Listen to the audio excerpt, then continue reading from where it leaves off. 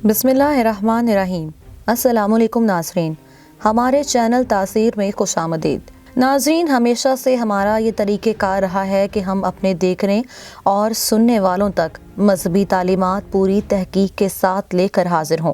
हमारा मकसद मजहबी अबहाम को दूर करना होता है। इस बार भी हम आपके लिए कुछ ऐसी ही मालूमात लेकर आए हैं जिसको लेकर आवाम में बहुत से शकूक व शुबहात पाए जाते हैं। ये एक ऐसी हकीकत है जिसके बारे में सब ने कहीं ना कहीं ज़रूर सुना होगा, लेकिन इसकी हकीकत को तस्लीम कोई नहीं करता। जी हाँ, हम एक ऐसी आफत का जिक्र कर रहे हैं जिसका जिक्र कुरान मजीद में भी मौजूद है और हदीस में भी, और उसे कुर्बे क़यामत की 10 बड़ी निशानियों में से एक बताया जाता है। इस आफत का नाम है याजूज माजूज। याजूज माजूज कौन है? क्या ये एक जानवर हैं? और ये इस वक्त कहाँ हैं? इनका ज़हूर कब होगा? क्या ये हम जैसे ही इंसान हैं? इनका तारीख़ी पस मंज़र क्या है? और इस आफत का ज़िक्र कुरान पाक में कहाँ कहाँ मौजूद है? और इस आफत का ख़ात्मा कैसे होगा? इन तमाम सवालों के जवाब और इससे जुड़ी मज़ीद मालूमात जानने के लिए हमारी वीडियो को आखिर तक ज़रूर देखें। नाज़रीन, याजूज माजूज का शुमार क़यामत की 10 बड़ी निशानियों में होता है, जिनमें दजाल और हज़रत ईसा की वापसी का भी जिक्र है।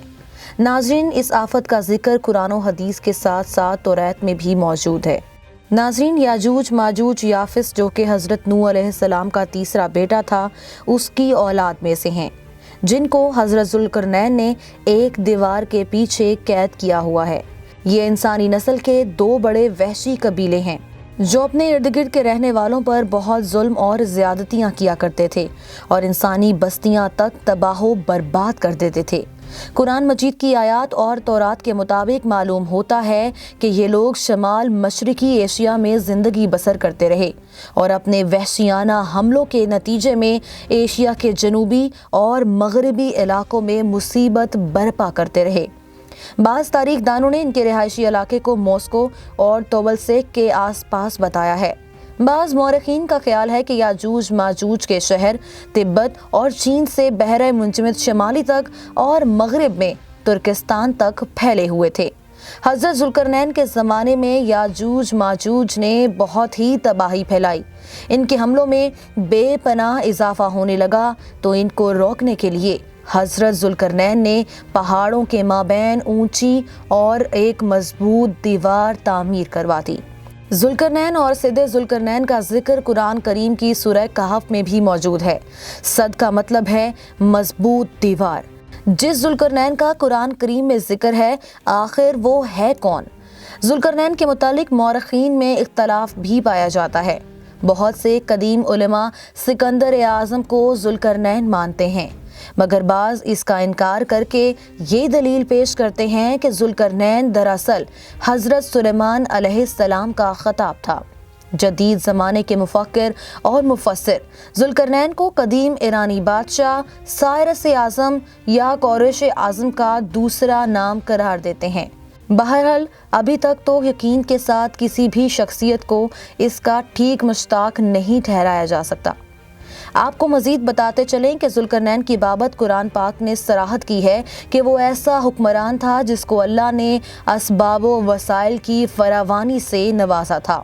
वो मशरिक और मगरबी ममालिक को फतह करता हुआ एक ऐसे पहाड़ी दर्रे पर पहुंचा जिसकी दूसरी तरफ याजूज और माजूज बसते थे।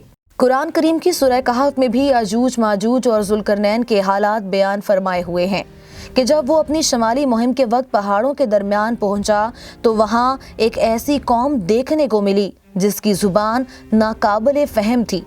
ताहम जब तर्जुमान के ज़रिए गुफ्तगू हुई तो उसने अर्ज़ किया कि याजूज और माजूज इस ज़मीन पर फसाद फैलाते हैं, लिहाजा हमारी मदद की जाए। याजूज माजूज के मजालिम देखकर ज़ुल्करनैन ने इस कौम को याजूज माजूज की यलगार से बचाने के लिए दीवार बनाई, और जो दीवार बनाई गई वो कोई ख्याली दीवार नहीं बल्कि लोहे और पिघले हुए तांबे से बनाई गई दीवार थी, जिससे वक्ती तौर पर याजूज माजूज का फितना दब गया।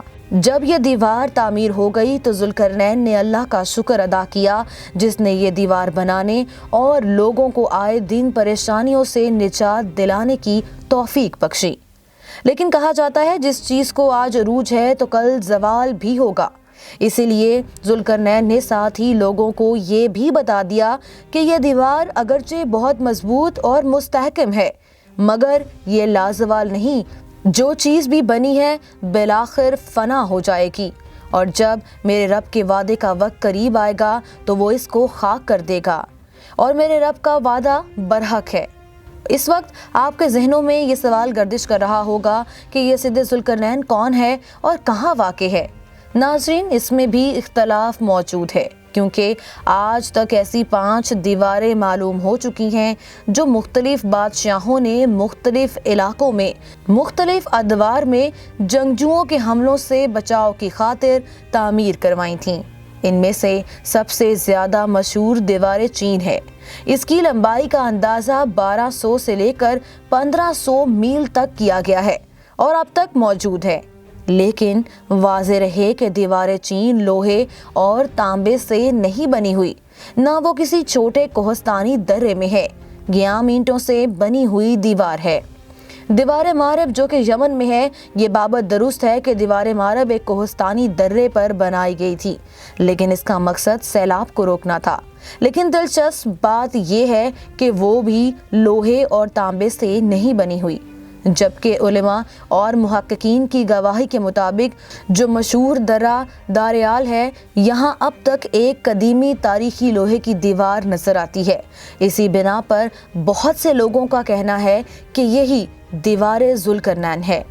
دیوار ذوالقرنین کے بارے میں کہا جاتا ہے کہ یہ بہت مضبوط دیوار بنائی گئی تھی جس کے نہ تو اوپر ہی چڑھا جا سکتا ہے اور نہ ہی اس میں کوئی سوراخ کیا جا سکتا ہے کہ جس سے یاجوج ماجوج کا ادھر آنا ممکن ہو جائے، لیکن جب اللہ کا وعدہ پورا ہوگا تو اس کو ریزہ ریزہ کر دیا جائے گا، اور اس سے یہ بات واضح ہوتی ہے کہ قیامت کے قریب یاجوج ماجوج کا ظہور ہوگا۔ صحیح بخاری کی ایک حدیث میں حضور اکرم نبی صلی اللہ علیہ وآلہ وسلم نے اس دیوار میں تھوڑے سے سوراخ کو فتنے کے قریب ہونے سے تعبیر فرمایا تھا۔ ایک اور حدیث میں آتا ہے کہ یاجوج ماجوج ہر روز اس دیوار کو کھودتے ہیں اور پھر کل کے لیے چھوڑ دیتے ہیں، لیکن جب وہ اس دیوار پر کل انشاءاللہ اس کو کھودیں گے نہیں کہیں گے، تب تک وہ اس سے نکلنے میں کامیاب نہیں ہوں گے، اور جب وہ ایسا کہہ لیں گے تو دیوار کھل جائے گی، اور یوں یہ یاجوج ماجوج نامی فتنہ اس دیوار سے نکلنے میں کامیاب ہو جائے گا۔ اور جیسا کہ احادیث میں حوالے موجود ہیں، یاجوج ماجوج زمین پر خوب فتنہ اور فساد پھیلائے گا۔ ناظرین، قرآن و حدیث کے حوالے میں یہ بھی بتایا گیا ہے کہ یہ فساد اس قدر سخت ہوگا کہ انسانوں کو بھی کھانے سے گریز نہیں کرے گا۔ جب ایسا ہوگا تو اللہ تعالیٰ کی طرف سے حضرت عیسیٰ علیہ السلام کا حکم ہوگا کہ وہ مسلمانوں کو دور کی طرف جمع کر لیں، کیونکہ یاجوج ماجوج کا حملہ یا مقابلہ کسی کے بس میں نہیں ہوگا۔ ناظرین، یہ قیامت کو برپا ہونے کو لے کر ایک ایسی خوفناک بڑی اور آخری نشانی ہے جس سے تمام انسانیت پناہ مانگتی ہے۔ حضرت عیسیٰ علیہ السلام اور ان کے ساتھی اس وقت ایک ایسی جگہ پر کھڑے ہوں گے جہاں غذا کی سخت قلت ہوگی، یعنی کہ لوگوں کے پاس کھانے پینے کی اشیاء موجود نہیں ہوں گی۔ لوگوں کی درخواست پر حضرت عیسیٰ علیہ السلام یاجوج ماجوج کے لیے بد دعا فرمائیں گے، بس اللہ تعالیٰ ان کے گردنوں اور کانوں میں کیڑے پیدا فرما دے گا جو بعد میں پھوڑا بن جائے گا، جس کے پھٹنے سے یہ ہلاک ہونا شروع ہو جائیں گے اور یہ سب مر جائیں گے۔ ان کی لاشوں سے ایک ذرہ زمین بھی خالی نہ ہوگی اور ہر طرف ان کی لاشوں کی گندگی اور بدبو پھیل جائے گی۔ پھر حضرت عیسیٰ بن مریم اللہ سے مدد مانگیں گے، جس پر اللہ تعالیٰ اونٹ کی گردنوں جتنے بڑے ایسے پرندے زمین پر نازل کرے گا جو زمین سے ان کی گندی لاشوں کو اٹھا کر نہ جانے زمین کے کس کونے میں پھینک دیں گے، جس کے بعد آسمان سے ایک رحمت یعنی کہ بارش برسے گی۔ پھر بارش ہوگی اور ساری زمین صاف اور شفاف ہو جائے گی اور ہر طرف خوشحالی ہوگی۔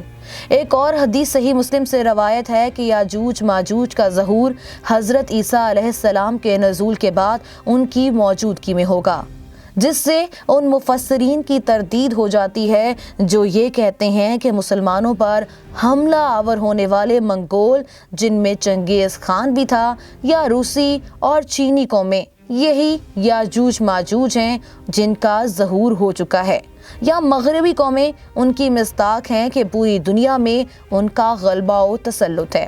یہ سب باتیں غلط ہیں، کیونکہ یاجوج ماجوج کے غلبے سے سیاسی غلبہ ہرگز مراد نہیں، بلکہ قتل و غارت گری اور شر و فساد کا وہ عارضی غلبہ ہے جس کا مقابلہ کرنے کی طاقت مسلمانوں میں نہیں ہوگی۔ اور اس سے مسلمان کیسے چھٹکارا پائیں گے، اس کا حل اللہ تعالیٰ کیسے فرمائیں گے، وہ ہم آپ کو پہلے ہی بتا چکے ہیں۔